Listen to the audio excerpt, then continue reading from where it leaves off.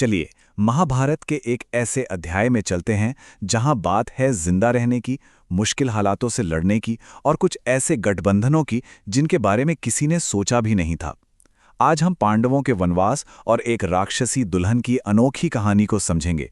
तो आइए इस महाकाव्य यात्रा की शुरुआत करते हैं। ये सिर्फ शब्द नहीं हैं। ये हमें उस धोखे की गहराई की याद दिलाते हैं जहां से ये सब शुरू हुआ था।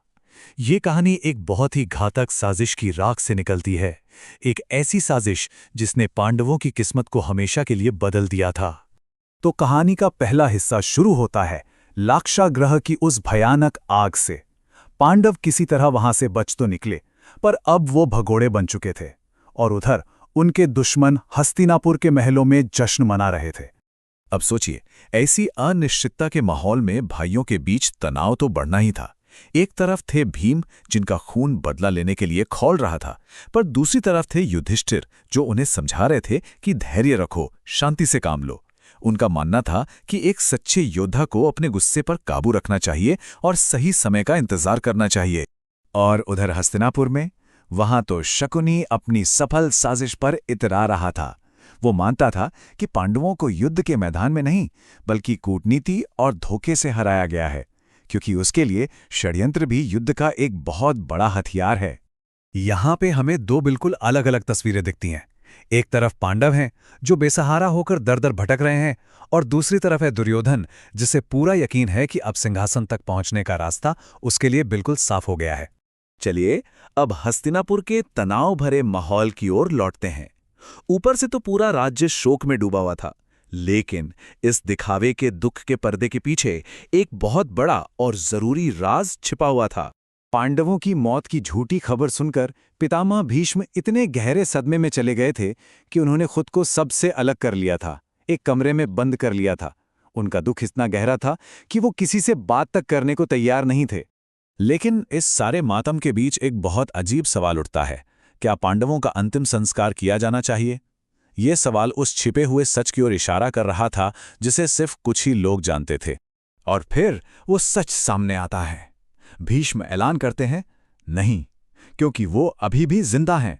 असल में विदुर ने उन्हें चुपके से ये खबर दे दी थी कि पांडव उस भयानक आग से बच निकले हैं, और इस एक खुलासे ने सब कुछ बदल दिया।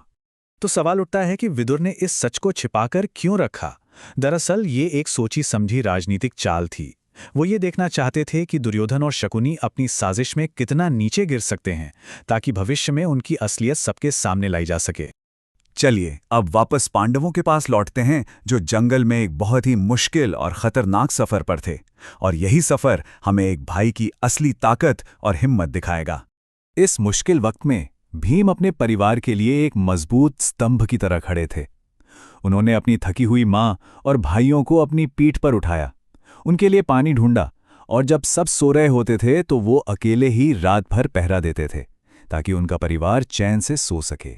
भीम का आत्मविश्वास और अपने परिवार के लिए उनकी फिक्र इन शब्दों में साफ झलकती है। जब कुंती ने उन्हें किसी भी खतरे के लिए अपने भाइयों को जगाने की सलाह दी, तो भीम ने कहा कि ऐसा कोई खतरा हो ही नहीं सकता जिसके लिए उन्हें जगाना पड़े, क्योंकि वो खुद सबसे बड़ा खतरा हैं। लेकिन कहानी में अब एक नया, एक अलौकिक मोड़ आने वाला था।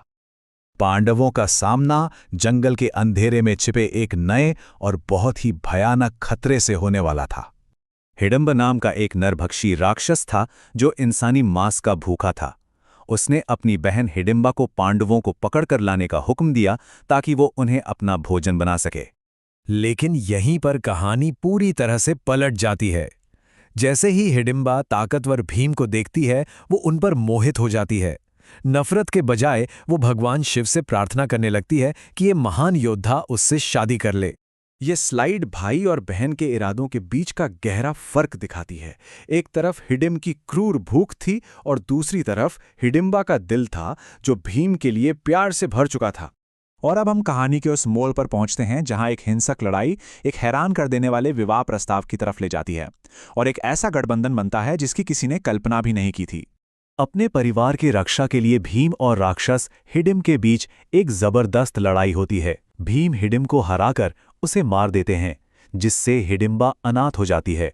अपने भाई की मौत और अकेलेपन से दुखी हिडिंबा कुंती और भीम से विनती करती है कि उसे अपने परिवार में पनाह दे।